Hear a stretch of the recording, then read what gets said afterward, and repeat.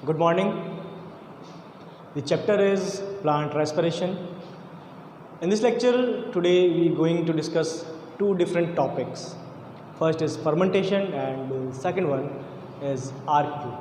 तो दो टॉपिक यहाँ डिस्कस करेंगे आज, दोनों प्लांट रेस्पिरेशन से रिलेटेड है और बहुत इजी टॉपिक है। इसको पहले से मैंने नोट किया क्योंकि एक्सप्लेनेशन वाला बहुत ज़्यादा पार्ट नहीं है इसके अंदर, ये बस बताने वाली कंडीशन है कि कुछ इन्फॉर्मेशन है जो मैं आपके साथ शेयर कर रहा हूँ। आज एक्सप्लेनेशन वाला पार्ट बहुत कम है, एक्सप्लेनेशन वाला जो है बस मैं वही आपको एक्सप्लेन करूँगा यहाँ पर, और बहुत इजी टॉपिक। अगर साथ साथ लिखता ये लेक्चर काफ़ी ज़्यादा लेंथी आपके लिए हो जाता 40 मिनट तक, क्योंकि मैंने एक लेक्चर बनाया था तो 40 मिनट गया था, इसलिए मैंने इसको पहले से यहाँ रख दिया। तो अब जल्दी पूरा हो जाएगा, आप लोग भी ज़्यादा बोर नहीं होंगे, टाइम कंज्यूम आपका टाइम सेव होगा। चलो यहाँ पर टाइम कंज्यूम नहीं करूँगा मैं आपका, स्टार्ट करते हैं। Fermentation, what is fermentation, what do you mean by fermentation? In this process, in the process of fermentation, the molecule of glucose or glucose is partially oxidized and release alcohol and acids and CO2। यहाँ पर तीन ही products, आपको बस इतना याद रखना है, alcohol, ethyl alcohol, acids and CO2, बस ये तीन ही आपको याद रखने हैं। ये तीन यहाँ पर रिलीज़ होंगे एंड बस फर्मेंटेशन हो रहा है। ये फर्मेंटेशन हो किसका रहा है और क्यों हो रहा है, रीज़न क्या है फर्मेंटेशन का, और किसका कर रहे हो आप फर्मेंटेशन? एंड प्रोडक्ट तो मैंने बता दिए, कार्बोहाइड्रेट का हो रहा है, ग्लूकोज का पार्शियल ऑक्सीडाइज्ड हो रही है, और उसके बाद में जो एंड प्रोडक्ट रिलीज़ हो रहे हैं वो एंड प्रोडक्ट मैंने आपको बता दिए। बट ये कहाँ से आया है और क्या है एक्चुअली में, आप याद करें वो पुराना लेक्चर जब आपने पढ़ा था ग्लाइकोलाइसिस, क्रेब्स साइकिल। ग्लाइकोलाइसिस जब पढ़ा था तो ग्लाइकोलाइसिस का एंड प्रोडक्ट पायरुविक एसिड था। ग्लाइकोलाइसिस एरोबिक रेस्पिरेशन में होता है as well as anaerobic respiration में भी होता है, but Krebs cycle and ETS not present, not found in anaerobic respiration. तो वहाँ पर नहीं होता है क्रेब्स साइकिल, जिसको TCA साइकिल बोलते हैं। तो Krebs cycle, TCA cycle, ETS ये सब एनारोबिक रेस्पिरेशन में नहीं हो रहा। तो जहाँ एनारोबिक रेस्पिरेशन हो रहा है वहाँ फर्मेंटेशन होगा, बस इतना सा है। अगर आपसे पूछते हैं differences between aerobic and anaerobic respiration, first lecture में डिस्कस किया था, आपसे अगर पूछते हैं difference between respiration and fermentation, तब भी वही आ जाएगा, उसमें बहुत ज़्यादा कुछ चेंजेस की ज़रूरत रिक्वायरमेंट नहीं है। चलो बात करते हैं फर्मेंटेशन की, स्टार्ट करते हैं। तो मैंने अभी कहा है ये प्रोडक्ट्स जो है यहाँ पर एसिड, इथाइल अल्कोहल, CO2। सबसे पहले अल्कोहल से स्टार्ट करते हैं। अल्कोहल का फर्मेंटेशन, अल्कोहल का फर्मेंटेशन आपको दिख रहा है बिल्कुल क्लियरली विजिबल है। यहाँ पर ये 2 स्टेप रिएक्शन है। हो किस में रहा है, देखो ये अलग अलग क्यों हो रहा है, CO2 का भी फॉर्मेशन हो रहा है, इथाइल अल्कोहल का भी हो रहा है, या फिर इथाइल अल्कोहल की जगह एसिड का भी फॉर्मेशन हो सकता है। बट ये क्यों होगा, किस कंडीशन में होगा? बन सारा पायरुविक एसिड से रहा है, but it depends on types of micro organism, type of cell.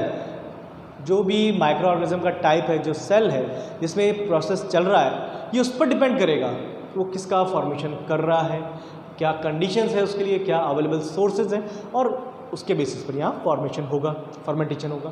तो अल्कोहल का जब फर्मेंटेशन की बात कर रहे हैं तो ये हायर प्लांट्स एंड यीस्ट के अंदर मिल रहा है। यीस्ट शायद आपने नाम सुना होगा, unicellular fungi, Saccharomyces cerevisiae. Saccharomyces cerevisiae is also known as brewer's yeast, इसको ब्रीवर्स यीस्ट भी कहते हैं। तो ब्रीवर्स यीस्ट भी इसलिए कह रहे हैं क्योंकि अल्कोहलिक ब्यूरेजेस के फॉर्मेशन में, उनके फर्मेंटेशन के लिए, उनमें अल्कोहल के प्रोडक्शन के लिए इसका यूटिलाइजेशन वहाँ पर वाइडली होता है।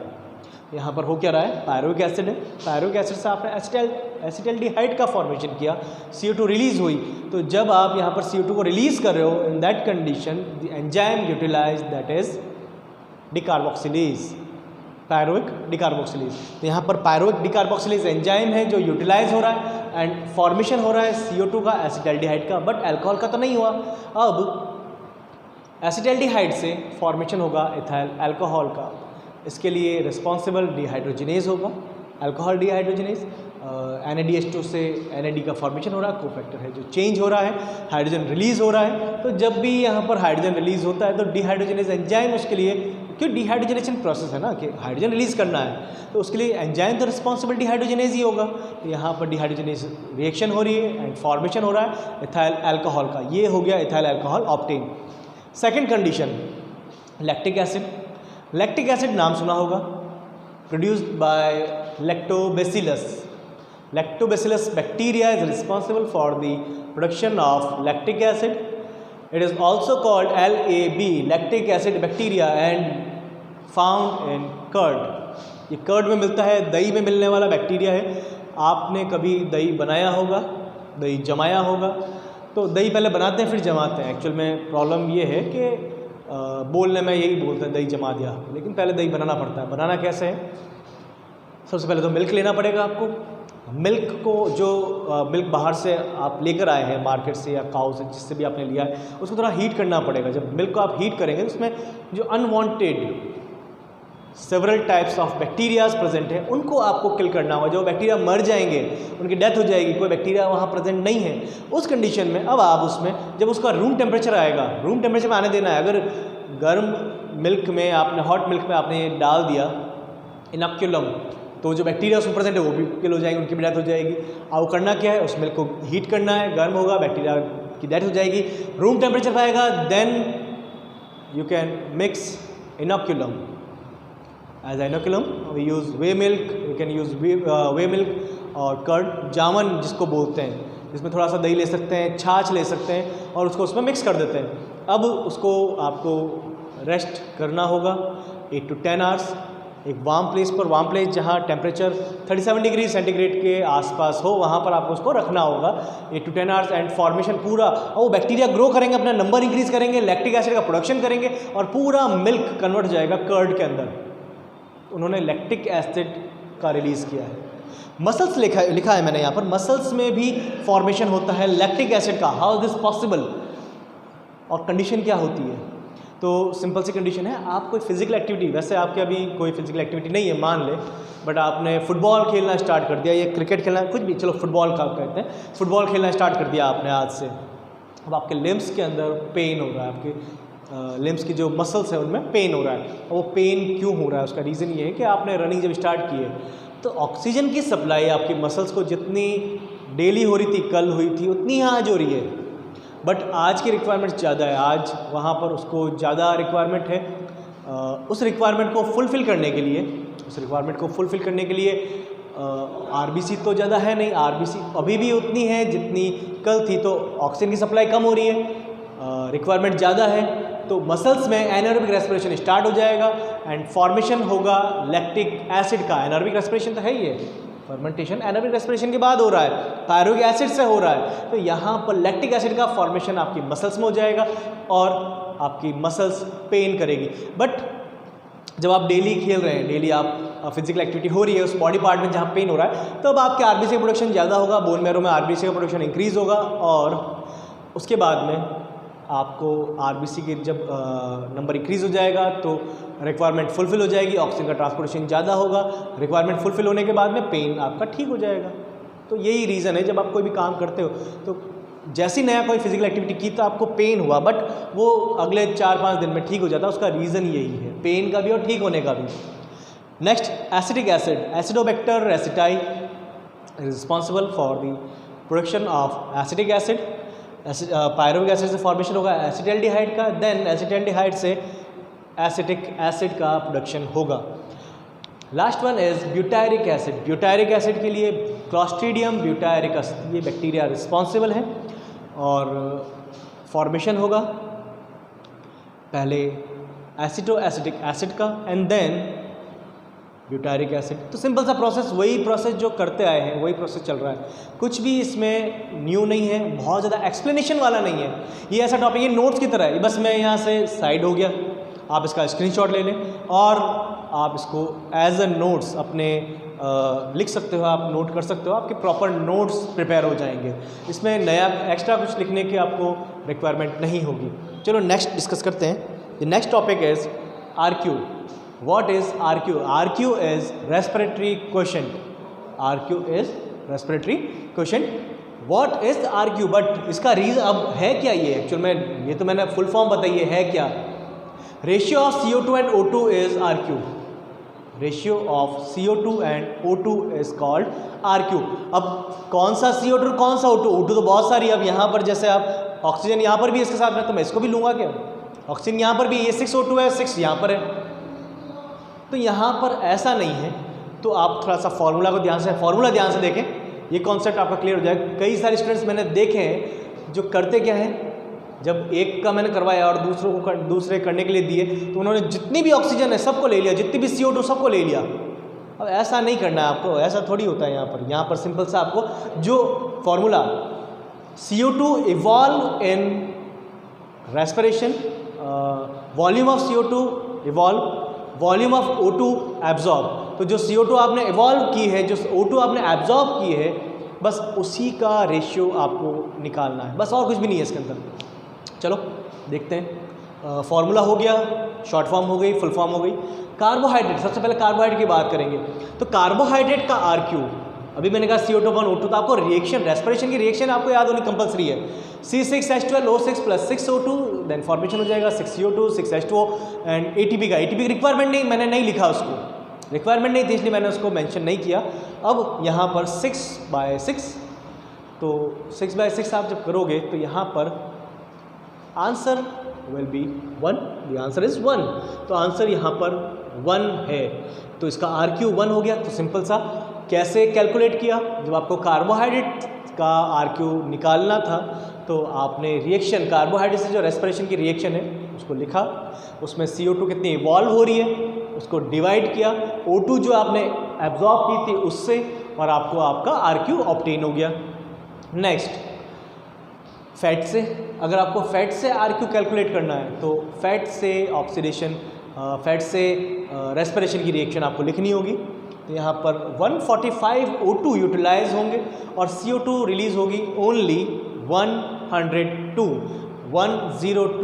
O2 CO2 यहाँ पर रिलीज हो रही है, बट O2 यूटिलाइज हो रही है 145।